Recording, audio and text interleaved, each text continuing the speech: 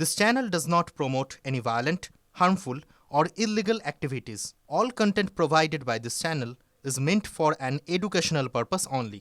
Civic ভলেন্টিয়ারের আত্মহত্যা ঘিরে চাঞ্চল্য।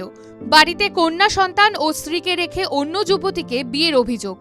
পাড়ায় সালিশি সভা চলাকালীন পালিয়ে গিয়ে গলায় ফাঁস লাগিয়ে আত্মঘাতী সিভিক ভলেন্টিয়ার।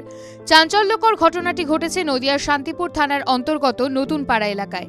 ওই সিভিক ভলেন্টিয়ারের নাম সুজয় হালদার। তিনি শান্তিপুর থানায় কর্মরত ছিলেন। পরিবার সূত্রে খবর, তার বাড়িতে তার স্ত্রী এবং একটি কন্যা সন্তান রয়েছে।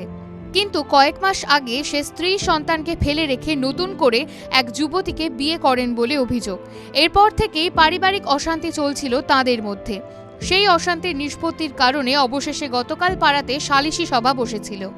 সিভিক ভলেন্টিয়ার সুজয় হালদার দাবি করেন তিনি নতুন স্ত্রীর সঙ্গে থাকবেন, কিন্তু তার নতুন স্ত্রী অশান্তির কারণে থাকতে রাজি না।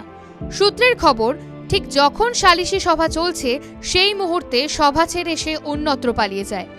পরিবার এবং এলাকাবাসীর তরফে গতকাল রাতেই দীর্ঘক্ষণ খোঁজাখুঁজি হয়। আজ সকালে বাড়ির পাশের একটি গাছের সঙ্গে ঝুলন্ত অবস্থায় দেখতে পায় এলাকাবাসী। খবর পেয়ে ছুটে যায় পরিবারের লোকজন এবং এলাকার লোকজন।